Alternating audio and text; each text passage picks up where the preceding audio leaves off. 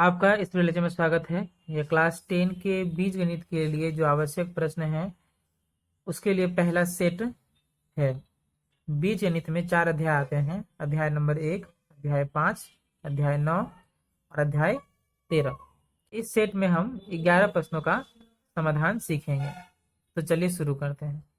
हमारा पहला प्रश्न है x square minus 7x plus 3 बराबर 0 समीकरण के दोनों मूलों का गुणनफल है।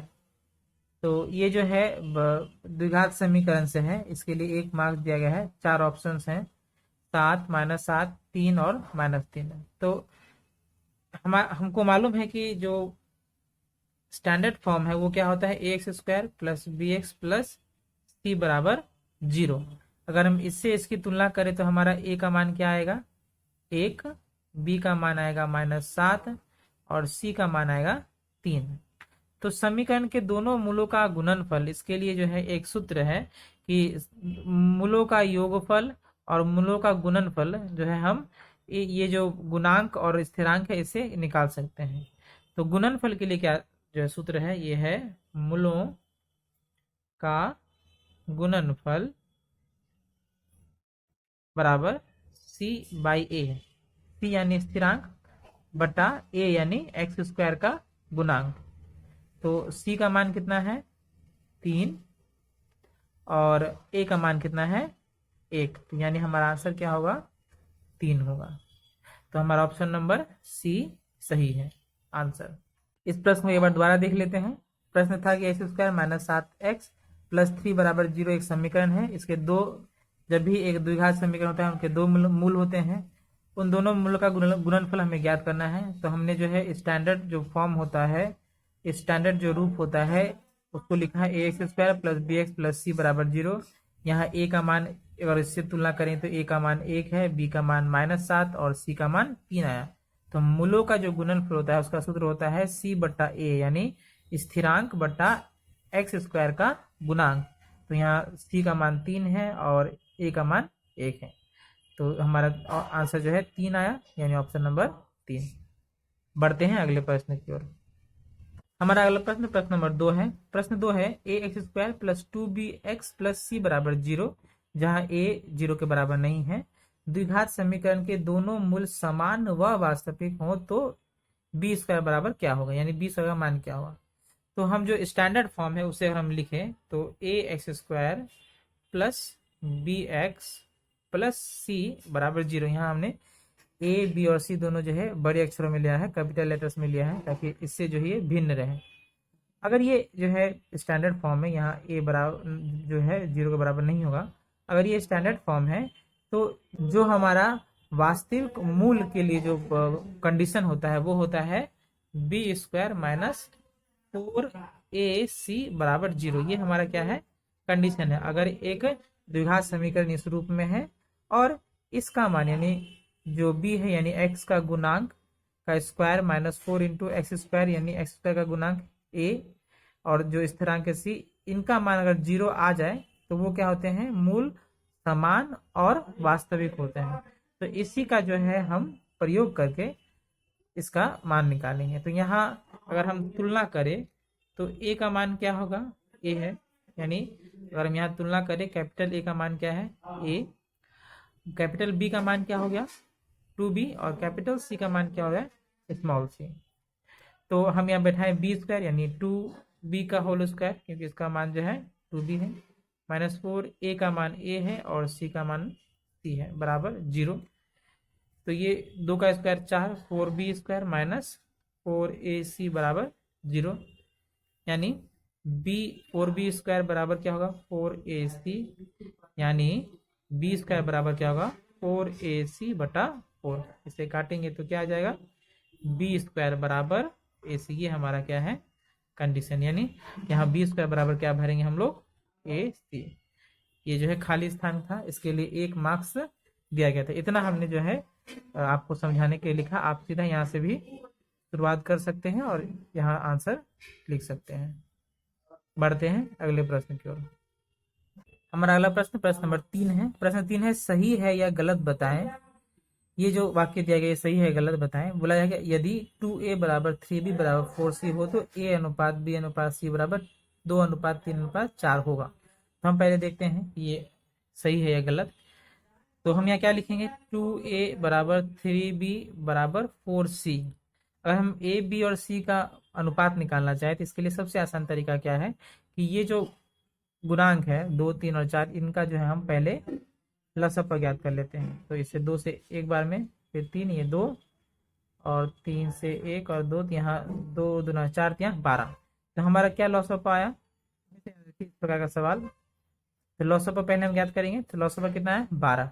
अब हम क्या करेंगे, इस लॉसअप से सभी को भाग कर देंगे, यानी 2a बटा 12 बराबर 3b बटा 12 बराबर 4c बटा 12।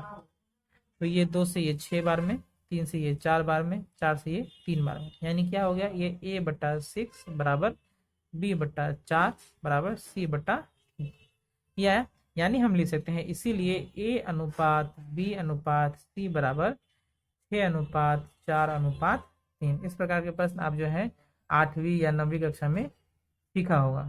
तो हमारा जो a अनुपात b अनुपात c जो है उसका मान क्या है 6 अनुपात 4 अनुपात 3, जबकि इसमें क्या दिया गया है 2 अनुपात 3 अनुपात 4, यानी ये जो वाक्य ये गलत है। हम यहाँ लिखेंगे गलत, वाक्य गलत है। आंसर हमारा सही उत्तर होना चाहिए 6 अनुपात 4 अनुपात 3। तो आपको ये समझ में आया होगा। बढ़ते हैं अगले प्रश्न की ओर। हमारा अगला प्रश्न प्रश्न नंबर 4 है। प्रश्न 4 है 5x square minus 2x plus 3 बराबर 0 द्विघात समीकरण के मूल अल्फा और बीटा हो तो 1 बटा अल्फा प्लस 1 बटा बीटा का मान ज्ञात करें। 2 मार्क्स के लिए प्रश्न है। तो सबसे पहले हम लोग क्या करेंगे, अब जो स्टैंडर्ड फॉर्म होता है ax square plus bx plus c बराबर 0, जहाँ a बराबर नहीं होता है 0 के, इस प्रकार से लिख लेते हैं। जब भी आप लिखिएगा तो आपके लिए आसानी होगा। तो हम यहाँ a का मान क्या होगा 5, b का मान क्या होगा -2 और c का मान क्या होगा 3 हो गया।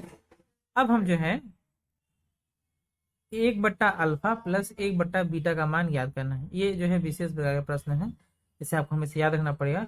और ये क्या है, दोनों मूल हैं। तो हम जानते हैं कि मूलों का योगफल का फॉर्मूला क्या होता है माइनस बी बट्टा ए, यानी एक्स का गुणांक बट्टा एक्स स्क्वायर का गुणांक साथ में माइनस।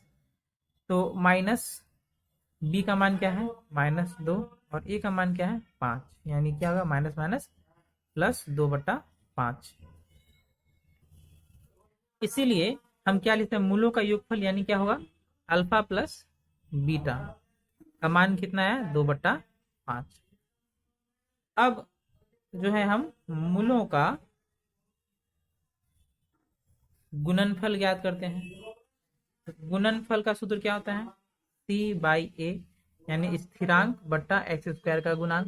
c क्या है स्थिरांक है, तो c का मान हमारा कितना है 3 बट्टा a का मान कितना है 5। तो ये कितना मान है 3 बट्टा 5। अब गुणनफल मतलब गुना, यानी अल्फा बीटा, अल्फा गुने बीटा यानी अल्फा बीटा बराबर 3 बट्टा 5। तो दो चीजें हमें मिली, एक अल्फा प्लस बीटा का मान 2 बट्टा 5 और एक अल्फा बीटा का मान 3 बट्टा 5। अल्फा गुने बीटा यानी अल्फा बीटा का मान 3 बट्टा 5। अब हम लिखेंगे अंत में हमें किसका मान निकालने कहा गया है 1 बट्टा अल्फा प्लस 1 बट्टा बीटा का। तो अगर हम अल्फा और बीटा का लॉस लेंगे तो क्या आएगा, यहाँ अल्फा बीटा आएगा और इसे भाग करेंगे अल्फा बीटा को, अल्फा से तो अल्फा अल्फा कट जाएगा, बचेगा बीटा, बीटा इंटू 1 बीटा। इसी प्रकार से यहाँ क्या आएगा अल्फा, यानी अल्फा प्लस बीटा बट्टा अल्फा बीटा। तो अल्फा प्लस बीटा का मान हम लोगों ने क्या निकाला 2 बट्टा 5, तो हमें लिखेंगे 2 बट्टा 5 बट्टा अल्फा बीटा का मान हम लोगों ने क्या निकाला 3 बट्टा 5, हम यहाँ लिखेंगे 3 बट्टा 5। इसे लिख सकते हैं 2 बट्टा 5 गुने 5 बट्टा 3, ये पलट जाएगा, ये और ये कट गया तो बचेगा 2 बट्टा 3, यानी हमारा जो उत्तर होगा वो क्या होगा 2 बट्टा 3 होगा। बढ़ते हैं अगले प्रश्न की ओर। हमारा अगला प्रश्न है प्रश्न नंबर 5। प्रश्न 5 है x समानुपात है y के, y समानुपात है z के तथा z समानुपात है x के हो तो तीनों परिवर्तन स्थिरांकों का गुणनफल ज्ञात करें। तो हमारा सबसे पहला कंडीशन क्या है कि x समानुपात है y के, तो इसके लिए हम क्या लिख सकते हैं कि x बराबर, अभी समानुपात के चिन्ह को हटाने के लिए हमें एक स्थिरांक जो है देना पड़ता है, तो हम यहाँ लिखते हैं k1y। फिर इसी प्रकार से y समानुपात है हमारे z के, इसके लिए हम क्या लिख सकते हैं, y बराबर एक दूसरा स्थिरांक k2z। और तीसरा कंडीशन हमारा क्या है कि z समानुपात है x के, तो इसके लिए हम क्या लिख सकते हैं, z बराबर k3x। जब भी समानुपात रहे तो समानुपात को हटाने के लिए और बराबर का चिन्ह लाने के लिए हमें एक स्थिरांक लाना पड़ता है। तो ये हो गया समीकरण 1, ये हो गया समीकरण 2, ये हो गया समीकरण 3। अब समीकरण 1, 2 और 3 को अगर हम गुना करें, हम ये लिखेंगे समीकरण 1, 2 तथा 3 को गुना करने पर हमें क्या मिलेगा, x गुने y गुने z। जब भी आप समीकरण गुना करें यानी लेफ्ट हैंड साइड, यानी बायां पक्ष गुने बायां पक्ष गुने बायां पक्ष और बराबर दायां पक्ष गुने दायां पक्ष गुने दायां पक्ष, बराबर ये k1 into Y into k2z into k3x बराबर, तो ये क्या हो गया एक्स वाई जेड, और ये क्या हो जाएगा k1 into k2 into k3, और ये भी क्या होगा X Y Z, X Y and Z, और k1 k2 k3 एक साथ हो गया। इसीलिए हम क्या लिख सकते हैं, k1 k2 k3 बराबर एक्स वाई जेड बटा एक्स वाई जेड। तो ये कट जाएगा, यहाँ एक्स वाई और जेड जो है कोई भी जो है जीरो नहीं होना चाहिए, एक्स वाई जेड का मान, यानी ये कट कितना हो गया, एक। इसलिए हम लिख सकते हैं कि k1 k2 और k3 यानी तीनों परिवर्तन स्थिरांकों का जो गुणनफल है वो कितना है, 1 है। ये हमारा उत्तर हो गया, आंसर। ये प्रश्न जो है 2 मार्क्स के लिए एग्जाम में पूछा जा सकता है। बढ़ते हैं अगले प्रश्न की ओर। हमारा अगला प्रश्न है प्रश्न नंबर 6। प्रश्न 6 है, समाधान करें। यहाँ एक समीकरण दिया गया है 1/x minus 3 minus 1/x plus 5 बराबर 1/6, जिसका जो है अंक 3 अंक है। तो इसका समाधान हमें करना है, तो देखते हैं इसका समाधान कैसे कर सकते हैं। तो हमारा जो समीकरण है वो क्या है, 1/x minus 3 minus 1/x plus 5 बराबर 1/6।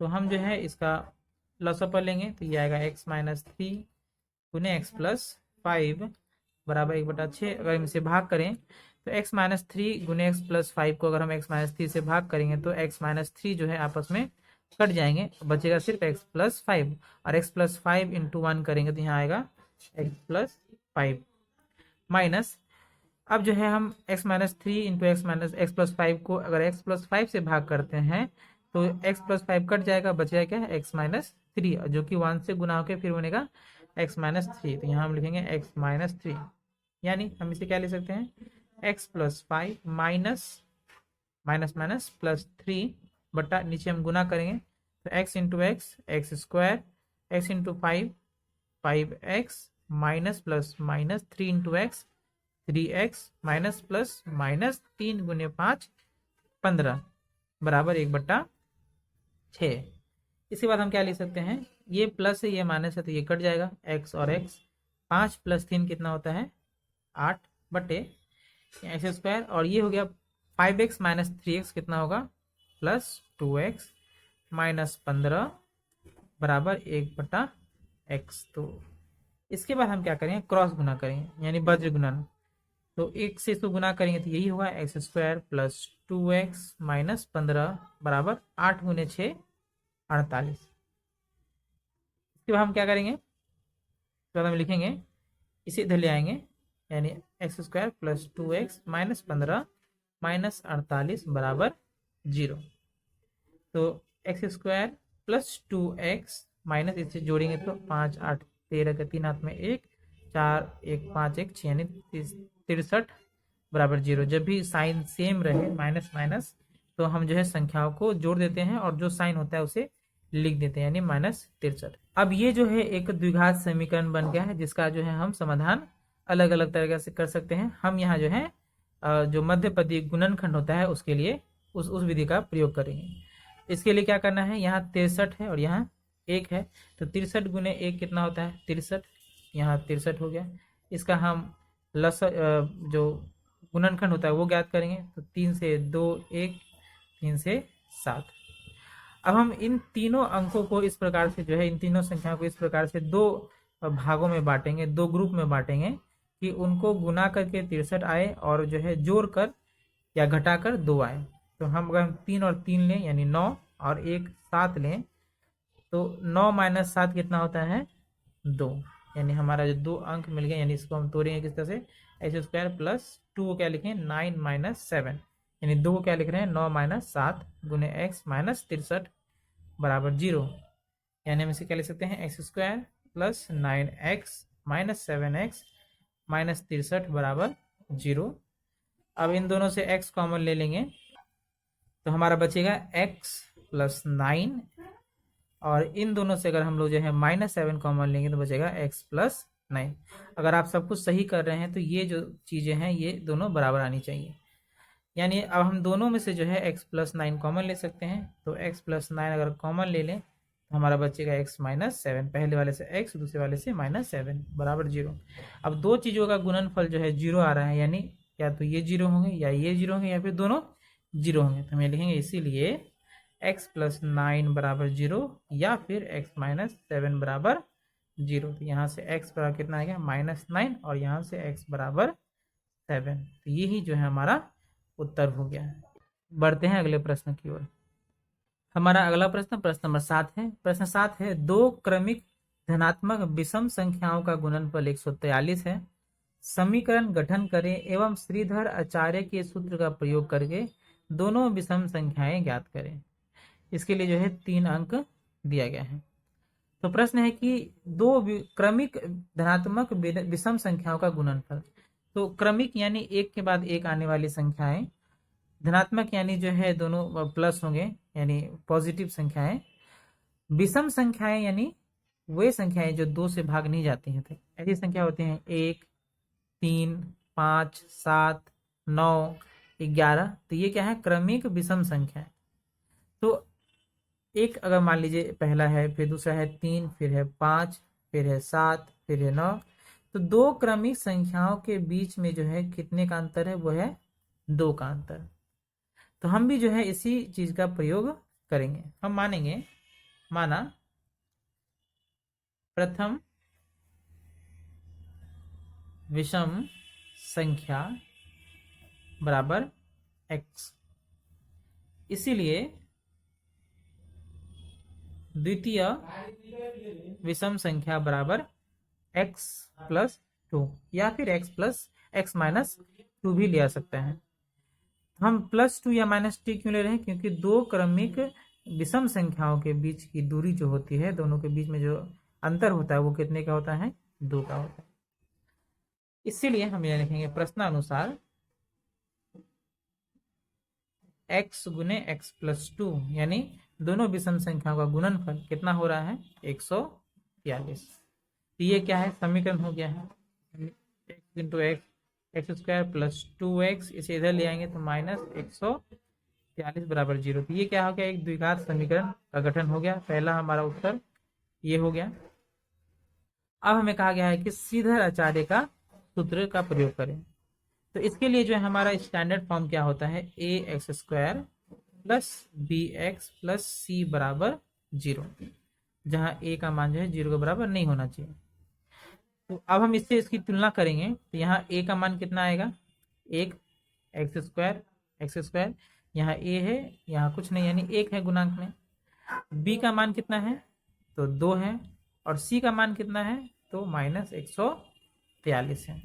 अब हम जो है श्रीधर आचार्य का जो है सूत्र उसे प्रयोग में लाएंगे। तो हम पहले सूत्र लिख लेते हैं। हमारा क्या होता है, तो सूत्र क्या है कि x बराबर -b प्लस माइनस वर्गमूल b स्क्वायर माइनस 4ac बटा 2a। ये देखिए x बराबर -b प्लस माइनस वर्गमूल b स्क्वायर माइनस 4ac बटा 2a, ये सूत्र है, आपको याद करना पड़ेगा। अब हम जो है यहाँ मान बैठाएंगे तो b का मान हमारा क्या है 2, यानी -2 प्लस माइनस वर्गमूल, फिर b का मान 2 है तो 2 का स्क्वायर -4 इंटू ए का मान कितना है 1, 1 बैठाएं, और सी का मान कितना है 143, -143 बैठा दिए, बटा 2 इंटू ए का मान क्या है 1। इसके बाद सिर्फ और सिर्फ बचा है जो कैलकुलेशन, उसे हम लोग कर लेंगे। तो -2 प्लस माइनस वर्गमूल यहाँ हो जाएगा 4, 2 का स्क्वायर 4 होता है, माइनस माइनस यहाँ प्लस, 4 गुने 1 4, अब 4 से गुना करेंगे तो 4 यहाँ 12 का 2 हाथ में 1, 4 चौको 16 और 1 17 का 7 हाथ में 1, 4 एकम 4 1 5 बटा 2। इसके बाद जो है हम लिखेंगे आगे, यानी ये क्या होगा -2 प्लस माइनस वर्गमूल 576 बटा 2। अब 576 का वर्गमूल हमें ज्ञात करना है, तो इसके लिए हम क्या करेंगे, इसका जो है गुणनखंड रफ में ज्ञात कर लेंगे। तो 2 से 2 दूना 4, 2 8 16, 2 8 16, फिर 2 से 144, फिर 2 से 72, फिर 2 से 36, इसके बाद 2 से 18, 2 से 9, फिर 3 एंड 3। यहाँ ग्रुप बनाइए 1 2 3 और ये रहा, यानी हमारा जो वर्गमूल निकलेगा वो क्या होगा 2, इसे हम यहाँ लिख देते हैं -2 प्लस माइनस वर्गमूल 2 का स्क्वायर गुने 2 का स्क्वायर गुने 2 का स्क्वायर गुने 3 का स्क्वायर बटा 2। इसके आगे हम क्या लिखेंगे -2 प्लस माइनस, अब जिसका स्क्वायर हो गया है वो उसके ऊपर से जो है वर्गमूल हट जाएगा, यानी 2 गुने 2 गुने 2 गुने 3 बटा 2 बराबर -2। अब ये 2 दूना 4, 4 दूना 8, 8 तियाँ 24 प्लस माइनस 24 बटा 2। तो ये जो है हमारा बहुत सिंपल हो गया। अब यहाँ हम क्या करेंगे, यहाँ लिखा हुआ है प्लस माइनस, इसे यानी हम एक बार प्लस लेंगे और एक बार माइनस लेंगे, यानी हम यहाँ से क्या लिख सकते हैं -2 प्लस 24 बटा 2 1, कॉमा दूसरा होगा -2 माइनस 24 बटा 2। तो अगर हम इसे सिंपल करें तो 24 माइनस 2 कितना 22, 22 बटा 2, कॉमा और ये होगा -26 बटा 2, यानी ये हो जाएगा 11 कट के और ये हो जाएगा -13। यानी जो x का मान हमारा निकला, 2 मान निकले x के, एक है 11 और एक है -13। यही जो है हम लोगों ने सीधा फॉर्मूला के हिसाब से इस प्रश्न का समाधान किया। आंसर, जैसा कि मैंने कहा इस सेट में कुल 11 प्रश्न हैं, जिसमें से 7 प्रश्नों का समाधान हम लोगों ने इस वीडियो में किया है और शेष 4 प्रश्नों का समाधान हम लोग अगले वीडियो में करेंगे। ये इस सेट का पार्ट 1 है, अगला पार्ट 2 होगा और उसमें इस सेट का समापन हो जाएगा।